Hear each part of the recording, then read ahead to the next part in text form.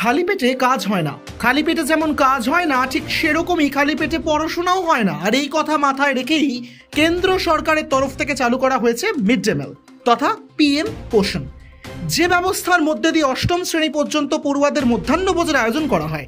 তবে পড়ুয়াদের পুষ্টি, পড়ুয়াদের পেট ভর্তি রাখা ইত্যাদির কথা মাথায় রেখেই এই ব্যবস্থা চালু করা হলেও বিভিন্ন সময় এই ব্যবস্থায় নানান অভিযোগ উঠতে দেখা গিয়েছে। কোথাও সঠিকভাবে রান্নার অভাব, কোথাও যা খুশি তাই খাওয়ানো, কোথাও আবার খাবারের মান নিয়ে নানা ধরনের অভিযোগ উঠতে দেখা গিয়েছে। কিন্তু এবার এইসব আর চলবে না। মিড ডে মিল বা পিএম পোষণ নিয়ে যে সকল অভিযোগ রয়েছে, সেই সকল অভিযোগের অবসান ঘটাতেই এবার চালু হলো সমীক্ষা, যার নাম মিড ডে মিল সার্ভে। পড়ুয়াদের জন্য এই প্রকল্প কতটা সফলভাবে রূপায়ণ করা হচ্ছে সেই বিষয়টি দেখার জন্য রাজ্যের স্কুলগুলিতে সমীক্ষা চালানো হবে বলে জানা গিয়েছে।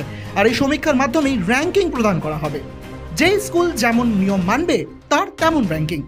কতগুলো মানদণ্ডের উপর ভিত্তি করে প্রতিটি স্কুল এই মূল্যায়ন চালানো হচ্ছে শুনবেন। শিশুর শিক্ষা কেন্দ্রে থেকে শুরু করে মাধ্যমিক শিক্ষা কেন্দ্র সবই এই সমীক্ষার আওতায় থাকছে। ইতিমধ্যেই এই বিষয়ে রাজ্য স্তর থেকে মূল্যায়নের বিষয়ে জানানো হয়েছে যে জেলা স্তরের সংশ্লিষ্ট আধিকারিকরা গত 15 এপ্রিল থেকে এই মূল্যায়ন প্রক্রিয়া শুরু হয়েছে, আর তা চলবে 1 মাস ধরে।